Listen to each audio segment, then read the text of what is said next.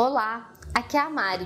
Eu sei que você, assim como eu, que busca educar seu filho com respeito, seguir um caminho de práticas positivas com a sua criança, fica triste, se sente chateada e se culpa, se sente mal quando você perde o controle com seus filhos.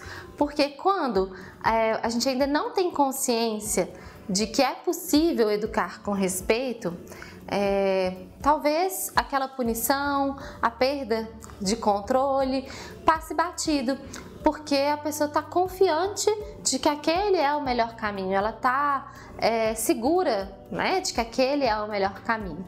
E aí, de repente, o que acontece?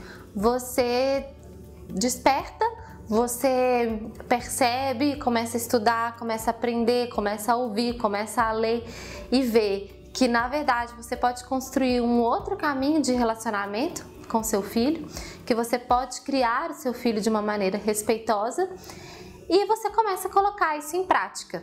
Mas, como nós somos humanos, alguns dias as coisas vão ficar bem difíceis e a gente vai ter que lidar com as nossas emoções e nem sempre a gente vai conseguir da maneira como a gente gostaria, não é mesmo? E aí depois disso a gente fica chateado, fica triste, né? Se sente muito culpada. Então eu costumo dizer que quanto mais consciência, às vezes maior é a culpa, né? Mas a gente pode transformar isso. A gente pode transformar essa culpa em responsabilidade. Então, uma vez que a gente está consciente de que esse é o caminho que a gente quer seguir com os nossos filhos, quando a gente não conseguir fazer esse caminho do jeito que a gente gostaria, né, usando as palavras que a gente gostaria, tendo a paciência que a gente gostaria, usando gentileza e firmeza que a gente gostaria, a gente vai se responsabilizar por aquele erro, né? A gente pode encontrar uma forma de reparar esse erro com as nossas crianças, seja pedindo desculpa, seja tendo um momento de carinho, um momento de diálogo, né? Em que você abre o seu coração, em que você conversa com a criança, seja fazendo uma meditação de envio, né, de perdão para aquela criança, ou mesmo você pode pedir perdão ao vivo para a criança, né, com as suas palavras, com a criança acordada. Você pode pedir perdão para a criança com ela dormindo. Então, existem muitas maneiras pelas quais você pode escolher reparar, né? Você pode escolher se responsabilizar pelo erro que você cometeu. E depois de se responsabilizar e de reparar o erro, você vai seguir em frente, né? Lembrar que é um dia de cada vez, que a gente não consegue mudar tudo em nós e que nós não somos perfeitos e não temos que ser perfeitos. Quando a gente fala de ser pais conscientes, de educar com respeito, de observar a necessidade por trás dos comportamentos dos nossos filhos, isso não quer dizer que a gente nunca vai errar, né? Nós estamos sujeitos ao erro. E lidar com o nosso erro de uma maneira respeitosa com a gente mesmo é maravilhoso, sabe por quê? Porque é isso que vai nos ajudar a lidar com os erros dos nossos filhos de uma maneira respeitosa.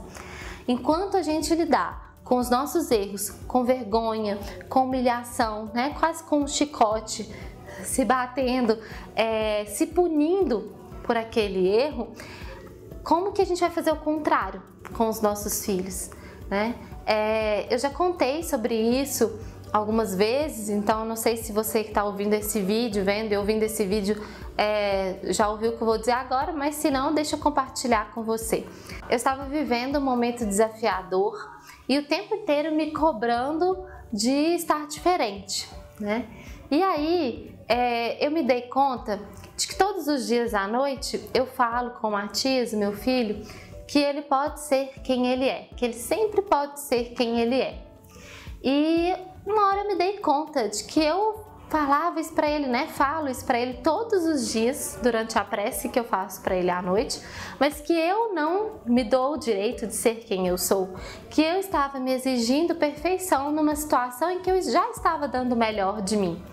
Percebe? Então, às vezes a gente Você vai ouvir um vídeo, a Mari está compartilhando sobre erros como uma oportunidade de aprendizado, que a gente pode lidar com os erros dos nossos filhos como um aprendizado, que a gente precisa ter empatia com os nossos filhos, que a gente precisa ter paciência com os nossos filhos. E eu quero agir dessa forma com a minha criança, mas comigo mesma eu não consigo agir. Então a gente precisa pensar que o caminho para agir assim com os nossos filhos é agir assim com a gente primeiro, porque nós somos o exemplo, nós somos o espelho. Se eles verem a gente agindo com empatia, com respeito, com responsabilidade, né? Não com vergonha, não com humilhação, não com punição, com a gente mesmo, eles vão nos admirar por isso. Eles não vão nos admirar por sermos perfeitos. Até porque a criança, quando sente que tem pais perfeitos, ela olha para aqueles pais de um lugar muito distante. Fica muito pesado para ela, porque ela sente que ela nunca vai conseguir atingir aquele lugar. Né? Que ela nunca vai ser boa o suficiente, nunca vai ser tão boa quanto o pai ou quanto a mãe que é perfeito. Então, gente, não é pra gente ser perfeito. É pra gente se aceitar como a gente é. Isso significa ficar na nossa zona de conforto, não mudar, não melhorar, não tentar fazer diferente? Não, de maneira alguma. É ser carinhoso, é ser acolhedor, é ser empático com a gente mesmo. Então eu sei que dói muito perder o autocontrole, mas eu quero te lembrar que é um dia de cada vez.